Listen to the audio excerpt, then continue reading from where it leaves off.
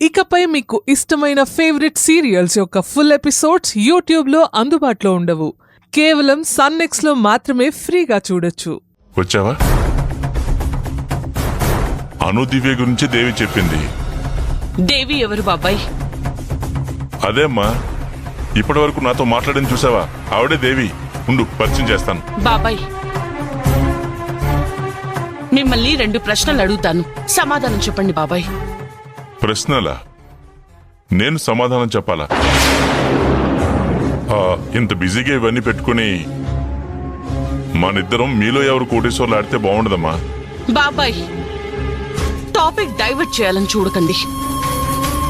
ఇప్పుడు మీరెందుకు ఈ నిర్ణయం తీసుకోవాల్సి వచ్చింది? విషయం తెలిసిపోయినట్టుంది కదా, ఇక నేను స్పెషల్గా చెప్పేదే ఉంటుంది. మీకు పెళ్ళైన కూతురు దివ్య ఉంది బాబాయ్. అల్లుడొచ్చాడు, రేపో మాపో తాత కాబోతున్నారు. ఇప్పుడు మీరు ఇలా చేయడం పద్ధతి కాదు బాబాయ్. చూడమ్మా, నేను ఈ విషయం తులసికి అర్థం కావాలని అప్పుడప్పుడు ఇండైరెక్ట్ గా కొంచెం కొంచెం చెప్పాను. ఇప్పుడు కూడా అను నా కూతురని తెలిసాక నేను అను కోసం ఈ నిర్ణయం తీసుకోకపోతే నేను ఇంకా తప్పు చేసిన వాడిని అవుతాను.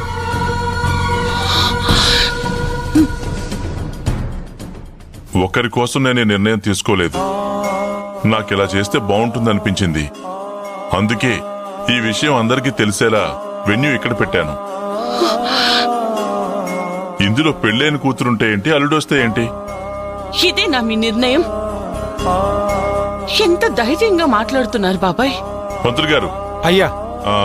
ముహూర్తానికి ఇంకా టైం ఎంత ఉంది? అయ్యా, ముహూర్తానికి ఇంకా గంట టైం ఉంది. ఈలోగా మీరొచ్చి పీటల మీద కూర్చుంటే నేను చేయాల్సింది చేస్తాను. చూసావు కదా, పంతులు గారు ముహూర్తం పెట్టి సిద్ధంగా ఉన్నారు. ఇక డెసిషన్ లో నువ్వు వెళ్ళి మీ పిన్నిని తీసుకునిరా. బాబాయ్గా మీకు చాలా గౌరవం ఇచ్చాను. తండ్రి తర్వాత తండ్రి అనుకున్నాను, కానీ మీరిలా మారిపోతారనుకోలేదు. అమ్మా సుందరి, నా లైఫ్ లోకి ఇంకెవ్వరు వచ్చినా నా మనసులో నీకెప్పుడూ ప్రథమ స్థానమే ఉంటుంది. అది ఎప్పుడూ మారదు.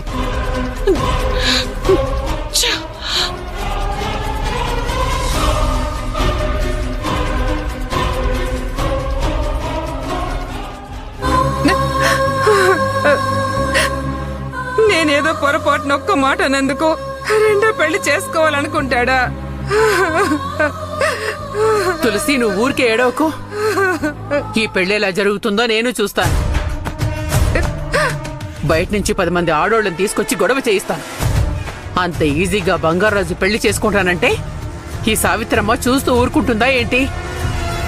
సుందరి వెళ్ళింది కదా, అది రాని. ఆయన ఏమంటున్నాడనేది తెలుస్తుంది కదా.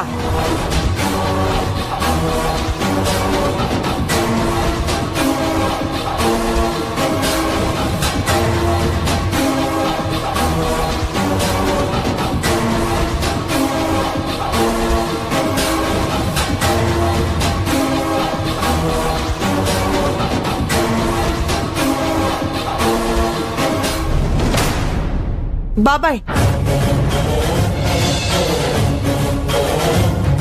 అమ్మాను, మిగిలిన వాళ్ళు ఎక్కడా? ఈ రోజు నాకు ఎంత హ్యాపీగా ఉందో తెలుసా? బాబాయ్, మీరిలా చేయడం ఏం నచ్చడం లేదు బాబాయ్. నచ్చడం లేదా? నేనేం చేయబోతున్నాననేది ఎవరికీ తెలియదు కదా. అనుకేం అర్థమవుతుంది? దేవి చెప్పిందో లేదో. అను, నేనేం చేయబోతున్నాను అనేది దేవి చెప్పిందా? ఒకళ్ళు చెప్పాలా బాబాయ్? అర్థమవుతూనే ఉంది కదా. పిన్ని ఎంత బాధపడుతుంది. మీరు చేసే పని నాకు కూడా ఏం నచ్చడం లేదు. మీ పిన్ని గురించా? మీ పిన్నికి ఏం పని లేక బాధపడుతుంది. ఇప్పటికీ నేను ఆలస్యం చేశాను. ఇంకా ఆలస్యం చేయడం కరెక్ట్ కాదు. పంతులు గారు, మా పెద్దమ్మాయి అను. ఓ, అను అంటే నువ్వేనమ్మా? నీ గురించి మీ బాబాయ్ చాలా ప్రేమగా చెప్పాడు. నా గురించి ప్రేమగా చెప్పడం ఏంటి? అయ్యా బంగారాజు గారు, మీరు రెడీగా ఉన్నారు కదా? అమ్మాను, మీ బాబాయ్ ఏం చెప్తే నువ్వు అది చేయాలి.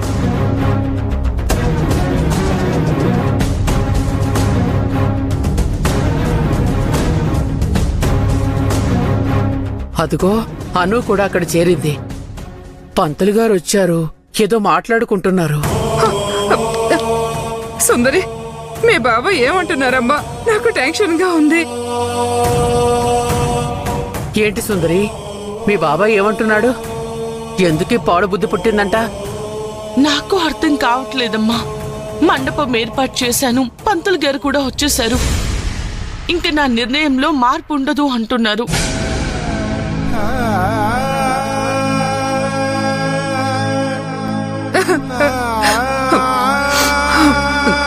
నేను బంగారు రాజుని నలుగురిలో కీడుస్తాను. నాకు అన్యాయం చేసి ఇంకో దాన్ని ఎలా చేసుకుంటారో అది చూస్తాను. పిన్ని, ఆగు కాస్త ఆగు. తులసి, బంగారాజు దేనికైనా తెగించున్నాడనేది అర్థం అవుతుంది. కాస్త టైం తీసుకుందాం. అడిగేది అడిగేదే, నిలదీసేది నిలదీసేదే. ఆచితూచి నిర్ణయం తీసుకుందాం. పిన్ని, కాస్త ఓపిక పడదాం. బాబాయ్ని ఎదురిస్తాం, గొడవ చేస్తాం. కానీ ఏంటి ప్రయోజనం? మనకి ఫలితం కావాలి. బాబాయ్ ఈ పెళ్లి చేసుకోకుండా ఏం చేయాలి అనేది ఆలోచిద్దాం. తులసి, ఈ ఐడియా మీ ఆయనకి నువ్విచ్చావా లేక మీ ఆయనదేనా? ఏదేమైనా మీరిద్దరూ కలిసి ఒక మంచి పని చేస్తున్నారు. వెళ్ళమ్మా. మంచి పని అంటే మంచి పని. ఆయన రెండో పెళ్లి చేసుకోవడం మంచి పనా మీకు? రెండో పెళ్ళంటుందేంటి? పిన్ని, తులసి, రా.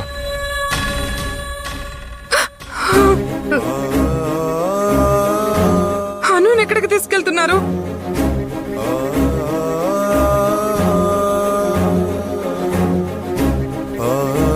దేవి, దేవి,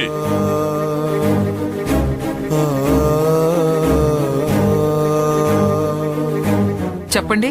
నేను చెప్పిందంతా గుర్తుంది కదా? సావిత్రమ్మ, అందరూ రండి. పదండి.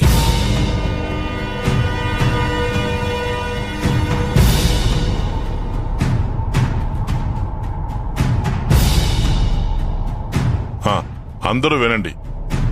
కార్యక్రమం ఇంకొద్దిసేపట్లో ప్రారంభం అవుతుంది. పంతులు గారు ఆల్రెడీ తన పని తను చేస్తూనే ఉన్నారు. ఏం దేవి, అంతా రెడీనా? ఇంకేమన్నా ఆలస్యం ఉందా? అంతా రెడీ అండి. అను, నేను ఏ పని చేసినా మంచి పనే చేస్తాను. బాగా ఆలోచించాకే ఫైనల్ నిర్ణయం తీసుకుంటాను. బాబాయ్, పిన్ని అభిప్రాయంతో నీకేం పని లేదా? మీ పిన్ని అభిప్రాయం కావాలి, తీసుకుంటాను. దేవి, రెడీనా? రెడీ. బాబు, మంచి మెలోడీ సాంగ్ ప్లే చేయండి. చిరుగాలిలా నలువైపులా నీ హాయి స్పర్శ నన్ను వీడిపోదులే. ఉంటాలే ఉంటాలే నీ వెంటే ఉంటాలే. ఏనాడైనా ఎప్పటికైనా నీతో ఉంటాలే. దేవి, త్వరగా వచ్చేసాయి. వస్తున్నానన్నయ్యా.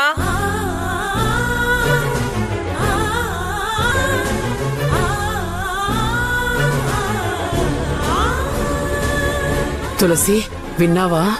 అన్నయ్య అంటోంది.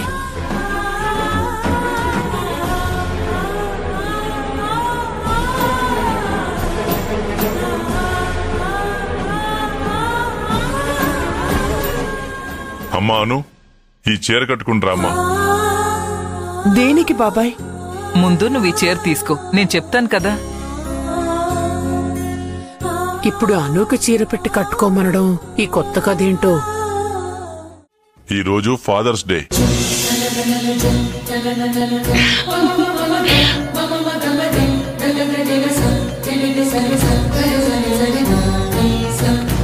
హ్యాపీ ఫాదర్స్ డే నాన్న. థ్యాంక్ యూ అమ్మా. హ్యాపీ ఫాదర్స్ డే బాబాయ్. థ్యాంక్ యూ అమ్మా సుందరి.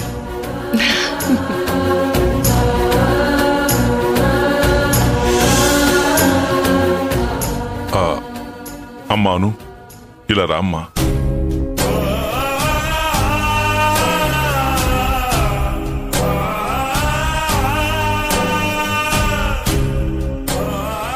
ఎవరికీ గుర్తులేదు. నాకు గుర్తుంది ఈరోజు ఫాదర్స్ డే అని.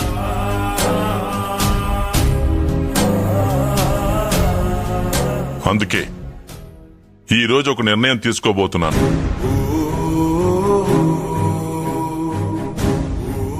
ఈరోజు శాస్త్ర ప్రకారం అనుని నేను కూతురిగా దత్తత తీసుకుంటున్నాను.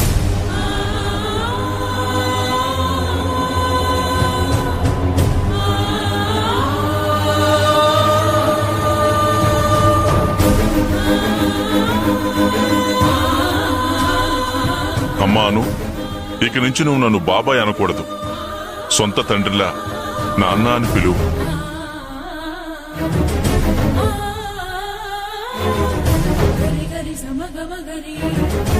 అదేంటండి, అనుని దత్తత తీసుకోవాల్సిన అవసరం ఏమొచ్చింది? చెప్తాను. ఒకరోజు నేను అను ఇంటికి వెళ్ళాను. తండ్రి లేడు, తల్లేమో అప్పటి వరకు కూతురు కూతురు అంటూనే ఆస్తి మొత్తం పల్లవి పేరు మీద రాసేసరికి నాకు తల్లి కూడా లేదు, నేనొక అనాథను అని అను బాధపడ్డం నేను కళ్ళారా చూశాను.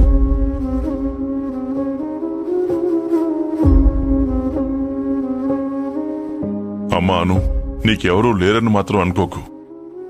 నిన్ను నేను దత్తత తీసుకుంటున్నాను. నీకు నేనున్నాను.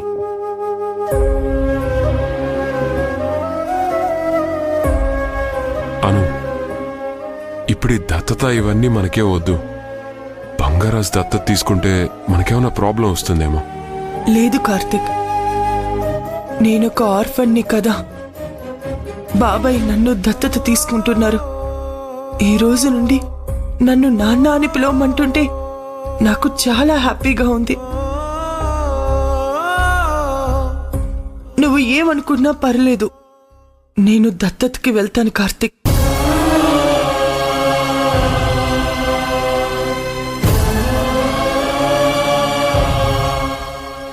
నాన్న.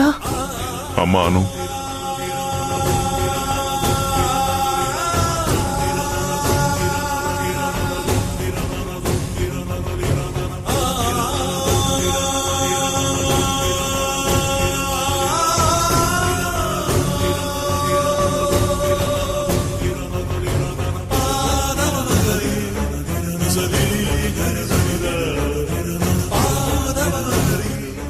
తులసి, ఇక్కడ అనుని దత్తత తీసుకోవడం వలన మన ఆస్తులేమీ పక్కకు పోవు.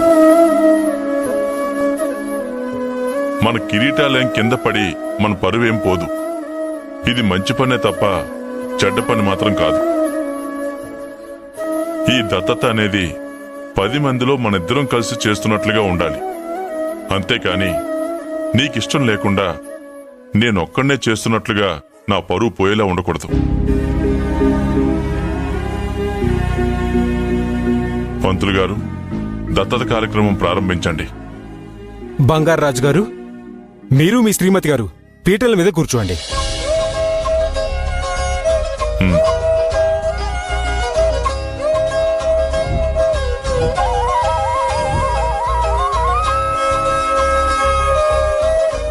అమ్మా అను, మీరు కూడా కూర్చోండి అమ్మా.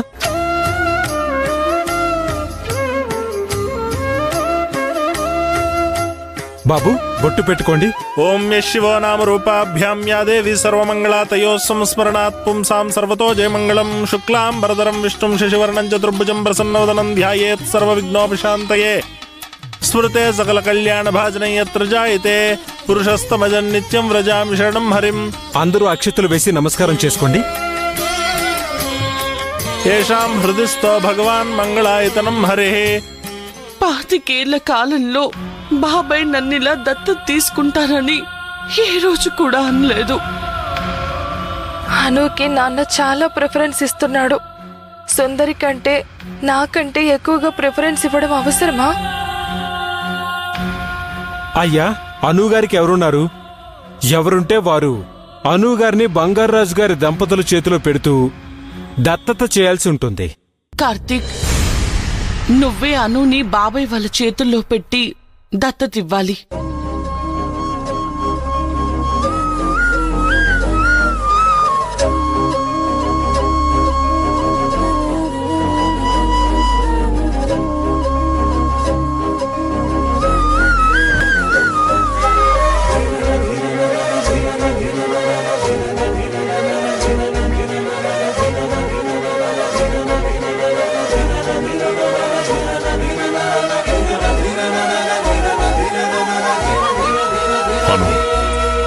ఇదంతా చూస్తున్న మాధవి ఆత్మ ఎక్కడున్నా శాంతిస్తుంది.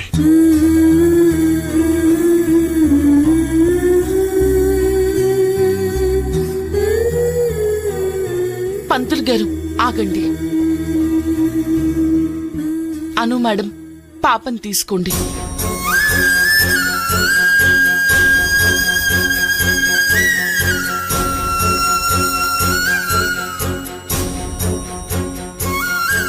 బాబాయ్, దత్తత తీసుకుంటున్నావు కదా, తీసుకో. అను మేడం నీ కూతురు. అను మేడం కూతురు ఈ పల్లవి.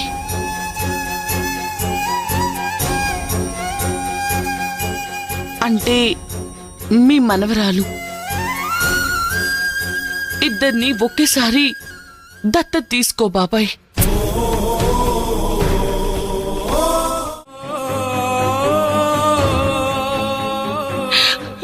బాబాయ్,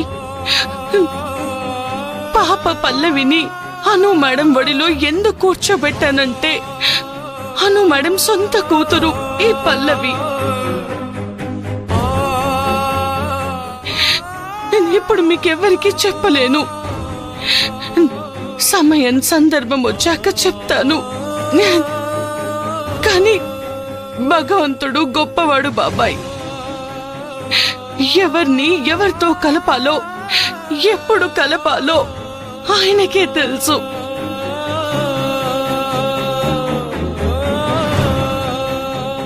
అమ్మా సుందరి, అమ్మా, నువ్వేంటమ్మా ఒక్కదానివే ఇక్కడున్నావు? అందరూ అంత సంతోషంగా ఉంటే నువ్వేంటిక్కడ? ఏమైంది సుందరి? ఏం అవ్వలేదు పిన్ని. మీ బాబాయ్ దత్తత తీసుకోవడం నీకు నచ్చలేదు కదా? అలాంటిదేం లేదు పిన్ని. నాకు నచ్చలేదు. మీ బాబాయ్ అనుకింత ప్రాధాన్యత ఇవ్వటం నాకు అస్సలు నచ్చటం లేదు. బంగారాజుకు ఉన్నట్టుండి అను మీద ఇంత ప్రేమ ఎందుకు పుట్టుకొచ్చిందో అర్థం కావడం లేదు. అమ్మా, బాబాయ్ అను మేడంని దగ్గరుండి అబ్జర్వ్ చేశాడు. అను మేడం ఎప్పుడు నా మీద చిరుబురులాడుతుంటే ఒకప్పుడు బాబాయ్ అను మేడంని కోప్పడేవాడు. నా బాధ కూడా అదే కదా సుందరి. అను అంటే ఇష్టం ఉండేది కాదు. ఇప్పుడు అనుని తల మీద పెట్టుకుంటున్నాడు.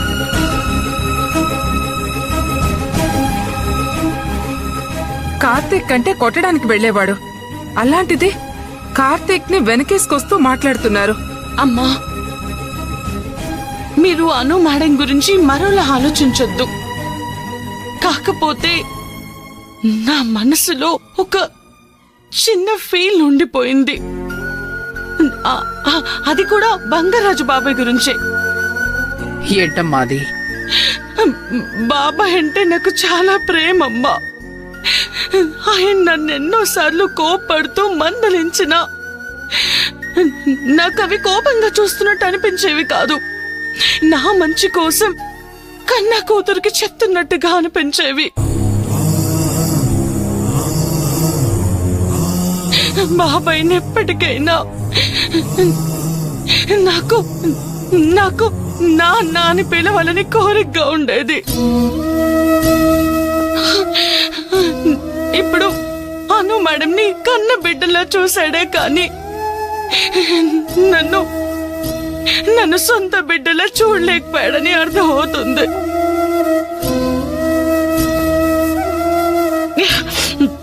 అను మేడంని కన్న కూతుర్లా చూస్తున్నందుకు నాకేం బాధ లేదమ్మా. మా బాబాయ్ నన్నలా చూడలేకపోయాడే అని బాధ. అంతే తప్ప వేరే ఉద్దేశమే కాదమ్మా.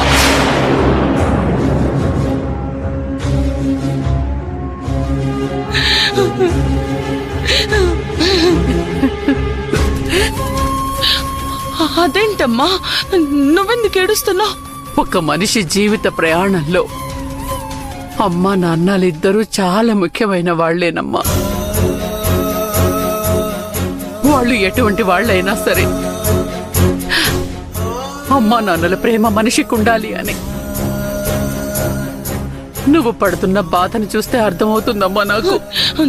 అమ్మా, నేనేదేదో మాట్లాడుతూ మిమ్మల్ని బాధ పెట్టాను.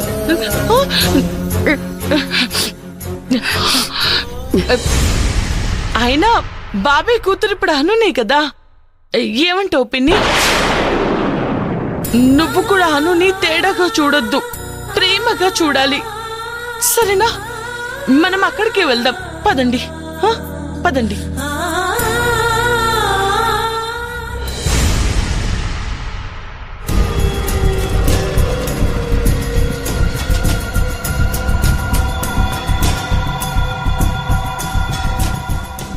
చాలా దుర్మార్గం మేడం. నా కూతుర్ని హత్య చేసి ఆత్మహత్య చేసుకుందని నమ్మిస్తున్నారు. ఆ ఫోటోలో ఉరేసుకున్నట్టుగా ఉంది, కానీ మా అమ్మాయి ఉరి వేసుకోలేదు మేడం, చంపి ఉరి పెట్టారు.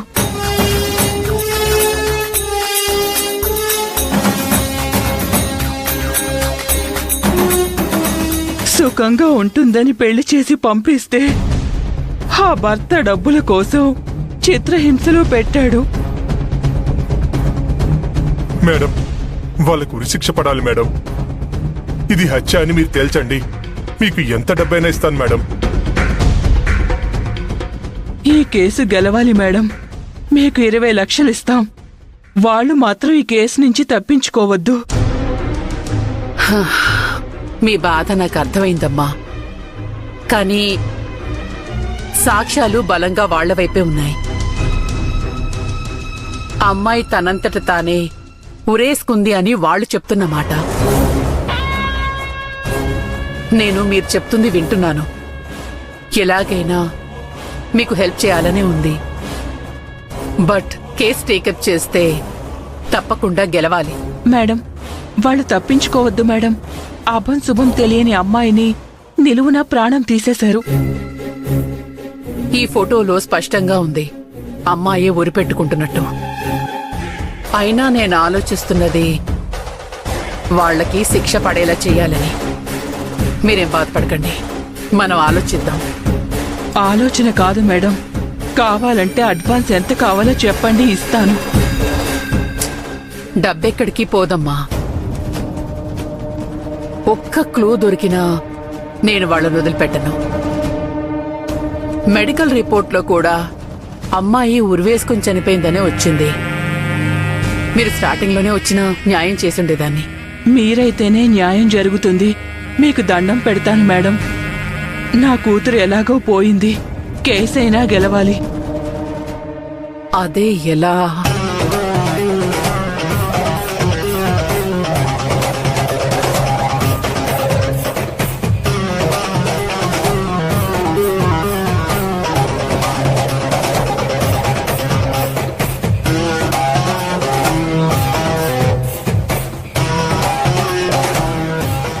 ఎంతమంది ఉన్నారు? ఎవరు వీళ్ళు? భారతి మేడం కూడా టెన్షన్ గా ఉంది.